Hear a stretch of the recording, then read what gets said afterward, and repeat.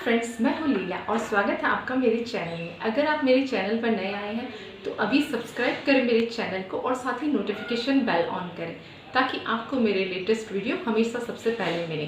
तो चलिए देखते हैं आज क्या बन रहा है मेरी रसोई में। मैं शेयर करने वाली हूँ आपके साथ पफ पैटिस डो के साथ बनाए जाने वाले खारे बिस्किट की रेसिपी। ये देखिए मैं तोड़ कर दिखा रही हूँ, कितनी परतें निकल कर आई हैं, बिल्कुल बेकरी जैसे लग रहे हैं। आप कोई नहीं कह सकता कि ये बिस्किट्स आपने घर पर बनाए हैं। मतलब टेस्ट में भी बहुत अच्छे लगेंगे और आप देख सकते हैं कितने क्रिस्पी लग रहे हैं और कितने अच्छे बने हैं। तो यहाँ पर मैंने लिया है इसके लिए 250 ग्राम मैदा, आधा छोटा चम्मच नमक डाल रहे हैं यहाँ पर।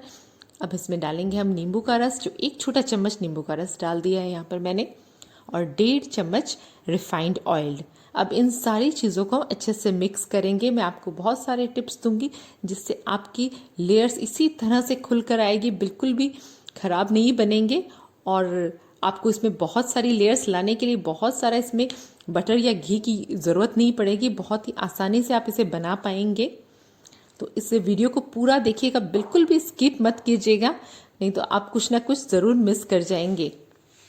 तो इस तरह से अच्छे से डो के अंदर हमने सारी चीज़ों को मिक्स कर लिया है। ये देखिए आप उंगलियों की सहायता से और इस तरह से अच्छे से घोल गया। अब हम इसमें डालेंगे बिल्कुल चिल्ड पानी यहाँ पर, इसीलिए मैंने दिखाने के लिए आपको आइस कोल्ड पानी इसमें आपको मिक्स से गूंदना है, इस डो को लगाना है।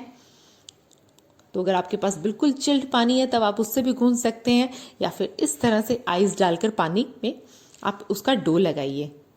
तो ये तो आप हो गया आपके लिए एक फर्स्ट टिप कि कभी भी उसे नॉर्मल पानी से मत लगाइए, इसका डो आपको एकदम ठंडे ठंडे पानी से लगाइए। तो इस डो को हम अच्छी तरह से लगाना है। इस डो के अंदर हमें 5 मिनट तक अच्छे से मेहनत करनी है, तो ही आपकी पैटिस डो का बहुत अच्छा पैटिस का डो बनकर तैयार होता है। फिर आप इसमें से अलग अलग बहुत सारी चीज़ें बना सकते हैं इस डो से, जैसे वेज पैटीज भी बना सकते हैं, या खारी बिस्किट जो मैं आज बना के आपके साथ शेयर करूँगी वो बना सकते हैं। ये देखिए इस तरह से नीट करना है, इसे स्ट्रेच करते हुए, ये देखिए इस तरह से। और आटा मैंने बिल्कुल आटे की तरह, जैसे हम जब चपातियों का आटा गूंदते हैं बिल्कुल वैसा ही गूंदा है। पर इसे नीट बहुत अच्छे से करना है, बहुत अच्छे से इसे हमें गूंथना है। इसे स्ट्रेच करते हुए गूंथिए, फिर 1 से 2 मिनट तक कम से कम इसे और अच्छे से गूंथिए। चाहे तो आप अपनी किचन की स्लेट पे गूंथ सकते हैं इसे, या फिर कोई कार्डबोर्ड ले लीजिए उसके ऊपर गूंथ लीजिए। तो जितना अच्छे से आप मेहनत करेंगे इस चीज़ में भी, तो ये सेकेंड टिप हो गया आपका कि इसे आपको बहुत अच्छे से नीट करना है। इसमें जितनी आप मेहनत करेंगे उतना ही अच्छी आपकी हर एक चीज़ बनकर आएगी, जो भी आप इस पैटिस डो से, क्योंकि पैटिस डो से हम बहुत सारी अलग अलग चीज़ें बना सकते हैं। वेज पैटिस हुई, खारे बिस्किट हुए, और भी मीठे जो पॉप्स बनते हैं वो, और भी बहुत सारी रेसिपीज़ आप मुझे बताइएगा। अगर आपको जानना है तो मैं आपके साथ ज़रूर शेयर करूँगी वो बाकी रेसिपीज़ भी। तो ये देखिए हमने बहुत 5 मिनट तक अच्छे से मेहनत करके ये हमारा डो तैयार कर लिया है पैटीज़ का। तो अब हमें इसे क्या करना है, इसे 20 मिनट के लिए हमें इसे फ्रिज में रखना है। तो इसे एक पॉलीथीन में, इस तरह से प्लास्टिक बैग में इसे रैप करके रख देंगे। अच्छी तरह से इसे रैप कर दीजिए, बिल्कुल भी हवा नहीं लगनी चाहिए। और इसे रेफ्रिजरेटर में रखेंगे हम, फ्रीज़र में नहीं रखना। अब यहाँ पर जितनी देर फ्रिज उसमें रखा है हमने फ्रिज में, हम इसका बटर तैयार कर लेते हैं। यहाँ पर मैंने वनस्पति घी लिया है, इसे बहुत देर 5 मिनट तक अच्छे से इस तरह से मिक्स कर लेना है, बिल्कुल जैसे फ्लफ़ी बना लेना है इसे। देखिए इस तरह से। अब हम इसमें डालेंगे 2 चम्मच मैदा। ये देखिए ये हमारी थर्ड टिप हो गई है। इससे आपकी पैटिस में जो लेयर्स खुल के आएगी वो बहुत अच्छे से आएगी। बस इसे भी मैदे को अच्छे से इसमें मिक्स कर लेना है। इसे अच्छे से घोलते हुए इस तरह से मिक्स कर लीजिए कि मैदे का बिल्कुल भी पता ही नहीं चले कि इसके अंदर आपने कुछ डाला है। ये देखिए इतना फ्लफ़ी हो गया है हमारा जो बटर है जिसमें हमें यूज़ करना है। तो ये यहाँ पर हमने वनस्पति घी से तैयार कर लिया है हमारा ये इतना फ्लफ़ी सा बटर। तो ये बिल्कुल परफेक्ट बनकर तैयार हो गया है। ये देखिए इस तरह की कंसिस्टेंसी इसकी आ गई है, और 20 मिनट हो चुके हैं, हमारा डो भी रेडी हो गया है। तो यहाँ पर अब हमें डालेंगे सूखा बुरका मैदा बुरक लेंगे, और अब हम अपना डो निकाल लेते हैं। अब ठंडा हो जाने की वजह से ये इसका जो हम घी लगाते हैं वो भी बिल्कुल भी बाहर नहीं आएगा। तो हमें बार बार इसे फ्रिज में रखना होता है। तो इसे अच्छे से पहले फिर हमें रेक्टेंगल शेप में ही हम इसे बेल लेते हैं। तो आप कोशिश कीजिए कि आपका भी इस तरह से रेक्टेंगल शेप में आप बेल पाएँ। रेक्टेंगल प्लेटफॉर्म ले लीजिए या फिर आप किचन स्लेट में किसी तरह भी आप इसे बेल सकते हैं। तो एक रोलिंग पिन की सहायता से मैंने इसे रेक्टेंगल शेप देते हुए कोशिश की है पूरी तरह से रेक्टेंगल शेप दूं, और इस आटे को हमने बेल लिया है।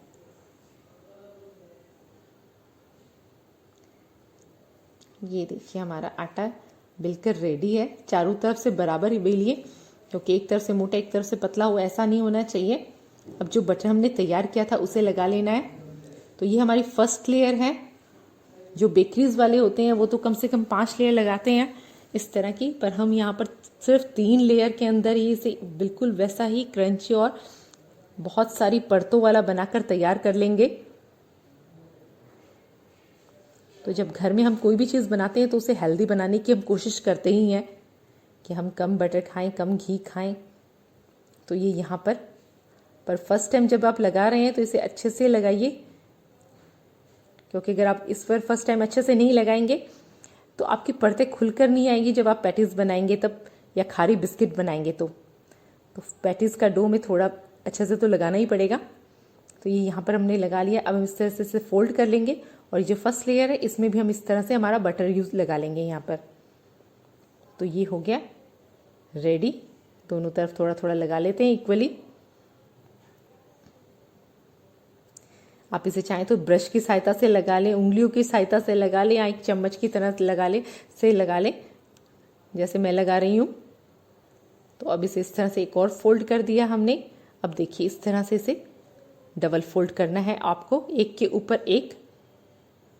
इस तरह से आपको इसको फोल्ड करना है, और ये इसे फिर से 20 मिनट के लिए ये फ्रिज में रखना होगा आपको।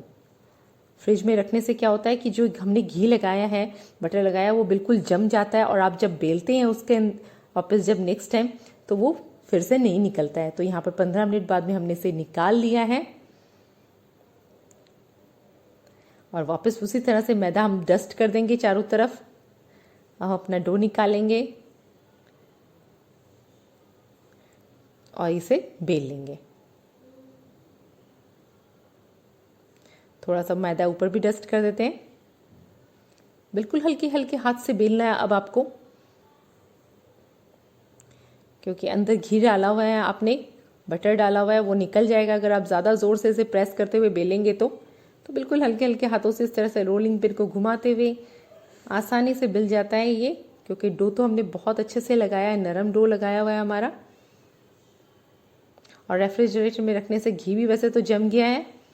तो हम धीरे धीरे इस तरह से करते हुए हम अपना डो को बेलकर फिर से वही रेक्टेंगुलर शेप में ही देंगे। इस तरह से हमने बेल लिया है।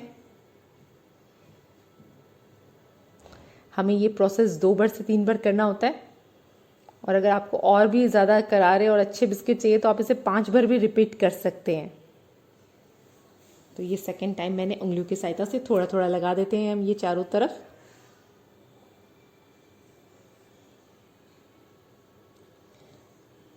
जब हम घर में जो पैटीज बनाते हैं या ये बिस्किट्स बनाते हैं तो उसका अलग ही सेटिस्फेक्शन होता है कि वाओ, हमने घर में अपने हाथों से बनाए हैं ये बिस्किट। और जब घर में सब कोई खाएंगे तो बोलेंगे कि बहुत ही अच्छे लगेंगे सभी को, और सभी आपकी तारीफ़ें करते नहीं थकेंगे। तो आप ज़रूर ट्राई करें ये खारी बिस्किट बनाने की रेसिपी एक बार। और आपके बिस्किट कैसे बने ये मुझे कमेंट बॉक्स पे लिख के ज़रूर बताइएगा। ये इसे फोल्ड कर लिया है जैसे पहली बार हमने फोल्ड किया था, बिल्कुल वैसे ही, और फिर से वैसे ही पॉलीथीन एक पेपर में हम इसे रैप करके रख देंगे। फिर 15 मिनट के लिए हम इसे रख देते हैं, और 15 मिनट बाद हम इसे निकाल लेते हैं। तो ये देखिए 15 मिनट बाद में अब हम इसे हल्के हल्के हाथों से फिर से उसी तरह से बेल लेते हैं।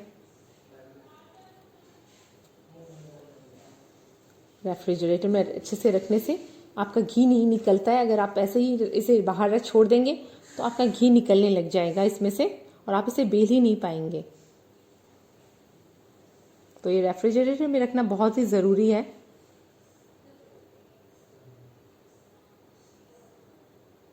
ये हमने इसकी शीट इस बार भी बेल ली है इस तरह से।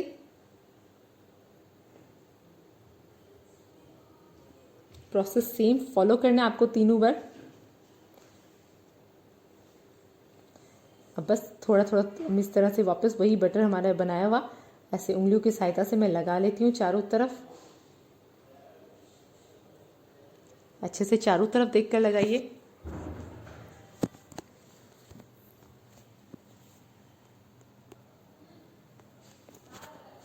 ये हमारा लगा लिया। अब हम इसे उसी तरह से फोल्ड करना है, दोनों तरफ से इस तरह से फोल्ड कर कर फिर इसमें लगाना है हमें थोड़ा थोड़ा बटर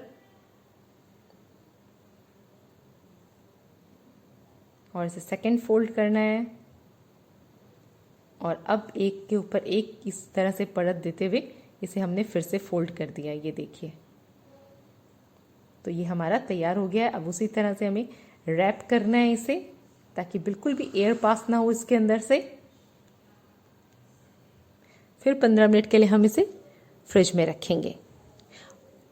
अब जो ये आपका पैटीज का डो तैयार है, अब आप इससे कुछ भी बना सकते हैं। आप चाहे तो वेज पैटीज बना सकते हैं या फिर आप जो रोल्स आते हैं वो बना सकते हैं। तो आप इसमें बहुत सारी चीज़ें हैं जो बना सकते हैं। आप इस डो को बना के रख दीजिए, फिर आप इसे 2-3 दिन तक आराम से यूज़ कर सकते हैं। ये नहीं है कि आपने एक दिन बनाया, आपकी मेहनत ऐसे ही है। आप इसे बहुत सारे डिशेस बना सकते हैं। तो अब हम इसे वापस हल्के हल्के हाथों से बेल लेते हैं।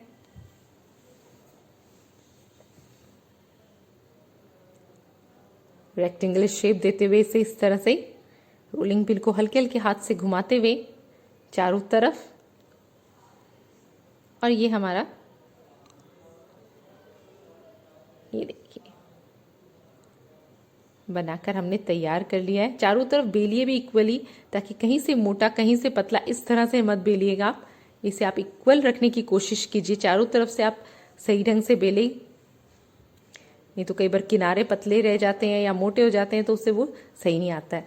अब हम इसे के किनारे निकाल देते हैं। ये किनारों से आप अलग से बिस्किट बना सकते हैं, पर जैसे ही आप ये किनारे निकालेंगे वैसे ही आपकी उतनी अच्छी जो लेयर्स खुल के आएगी वो बनेगी। शार्पली से निकाल दीजिए, शार्प नाइफ से।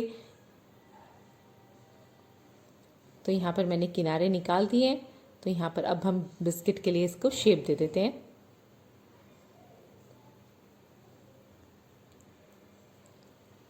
तो पैटीज का डो इस तरह से लगता है। तो ये बाकी का डो मैं इस तरह से फोल्ड करके रख देती हूँ। तो अब आप इससे चाहे तो उसे वापस दूसरे दिन तीसरे दिन हम इसे यूज़ कर सकते हैं। कुछ पैटीज बनाना हो, कुछ भी बनाना हो, तो जो हमने साइड से किनारे निकाले थे वो और ये हम सब कुछ यूज़ कर सकते हैं नेक्स्ट डे के लिए। और ये खारी बिस्किट्स के लिए हम इसे शेप दे देते हैं। रेक्टेंगल शेप दे रही हूँ मैं यहाँ पर। ये देखिए, अब हम यहाँ पर दूध लिया है, यहाँ पर मैंने नॉर्मल टेम्परेचर पर, ये मैं यहाँ से यहाँ पर लगा देती हूँ। चम्मच की सहायता से लगा रही हूँ। आप चाहें तो इसे ब्रश से लगा सकते हैं, उंगलियों से लगा सकते हैं। इससे क्या होता है, बहुत सुंदर कलर आता है। जो गोल्डन ब्राउन कलर आता है वो इस दूध की वजह से ही आता है। तो ये बिल्कुल भी स्किप ना करें। तो ये यहाँ पर हमने दूध लगा दिया है। अब हम अपने इसे प्री हीटेड ओवन में, जो हमने 200 डिग्री पर प्री हीट करके रखा था 10 मिनट के लिए, अब उसमें हम डालेंगे, इसे ओवन में डालेंगे। चाहे आप इसे कढ़ाई में भी बेक कर सकते हैं। अगर आपके पास ओवन नहीं है तो आप इसे कढ़ाई में बेक कर लीजिए। इसे 20 से 25 मिनट कम से कम लगते हैं। ओवन के अंदर भी इसे 20 मिनट तक हम इसे बेक करेंगे 200 डिग्री पर, जो कि ओवन हमारा प्रीहीटेड है 200 डिग्री पर ही 10 मिनट के लिए। तो यहाँ पर 20 से 25 मिनट के अंदर आपके बिस्किट बनकर तैयार है। तो ये देखिए कितने अच्छे बने हैं हमारे बिस्किट। अगर आपको मेरी रेसिपीज़ अच्छी लग रही है तो लाइक करें मेरे वीडियो को, शेयर करें अपने फ्रेंड फैमिलीज के साथ, सब्सक्राइब करें मेरे चैनल को। Thank you very much for watching my video. मिलते हैं ऐसे ही मज़ेदार नेक्स्ट वीडियो में।